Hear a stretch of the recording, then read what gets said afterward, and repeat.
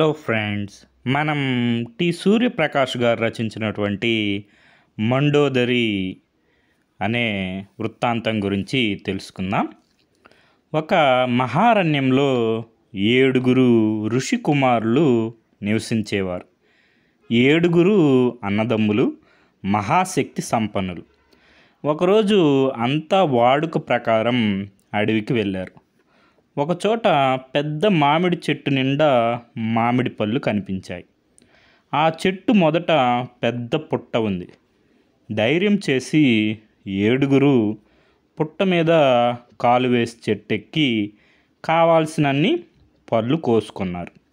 తర్వాత ఆశ్రమానికి బయలుదేరారు. ఆ పుట్టలో ఒక మహాసర్పం ఉంటుంది. పుట్ట మీద అలికిడి విని అది బయటకు వచ్చి చూసింది. అప్పటికే పళ్ళు కోసుకొని వెళ్ళిపోతున్న మునికుమారులు దానికి కనిపించారు. మానవులు తన పుట్టను తొక్కారన్న కోపంతో ఆ సర్పం పగబట్టింది. వారు వెనుకే అనుసరిస్తూ బయలుదేరింది. సర్పం పగబట్టిన సంగతి మునికుమారులకు తెలియదు. వాళ్ళు ఆశ్రమానికి చేరుకున్నారు. ఆశ్రమంలో ఒక ఆవు కూడా పెంచుతున్నారు వాళ్ళు. ఆవు పాలు పితికి పాత్రని పొయ్యి మీద ఉంచారు. పాలు కాగుతుంటే అందరూ తమ తమ పనులు చూసుకోసాగారు. ఇదంతా ఒక పొదలో నుంచి గమనిస్తూనే ఉంది సర్పం. పాలల్లో విషం కక్కితే 7 మరణిస్తారని నిశ్చయించుకుంది. ఎవరూ తన్ను గమనించకుండా చరచరా వెళ్ళి మరుగుతున్న పాలల్లో విషం కక్కి తన దారిని వెళ్ళిపోయింది. ఆశ్రమాన్ని ఆనుకొని ఒక చెరువు ఉంది.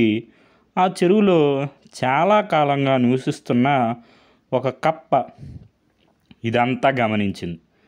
ఆ పాలు తాగి మునికుమారులు నిష్కారణంగా చావటం ఆ కప్పకి ఇష్టం లేకపోయింది.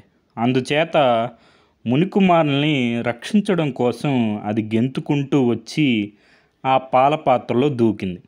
వెంటనే కప్ప ప్రాణాలు పోయాయి. కాసేపటికి మునికుమారులు వచ్చి మరుగుతున్న పాలలో పడి చనిపోయిన కప్పని చూశారు.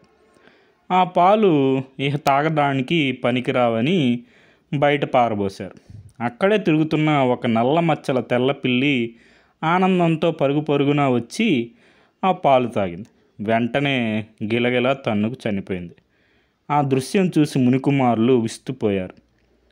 వేడి పాలలో పడడం వలన కప్ప మరణించింది. కానీ ఆ కప్ప పడ్డందుకు పాలు విషంగా మారి ఉండవు. ఇందులో ఏదో మర్మం ఉండి ఉండాలి అనుకున్నారు ఆ 7. ఈ విధంగా ఆలోచించి వారు తమ దివ్య దృష్టితో చూశారు. వెంటనే జరిగిందంతా వారికి క్రమంగా అర్థమైంది. తమని పాము విషం నుంచి కాపాడిన మండూకం అంటే కప్ప త్యాగానికి మనం ప్రత్యుపకారం చేయాలి అన్నాడు అందరికన్నా చిన్నవాడు. మళ్ళీ ప్రాణం పోసి బతికిద్దాం అన్నాడు రెండోవాడు.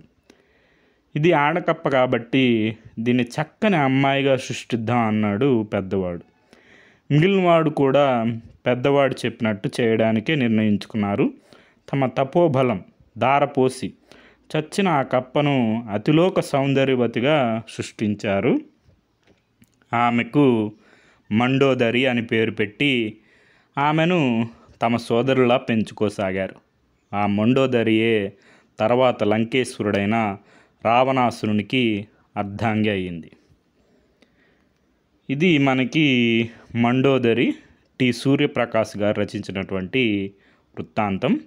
మూలం బాలభారతి ఫిబ్రవరి 2001 సంచిక. Okay friends, thank you for watching.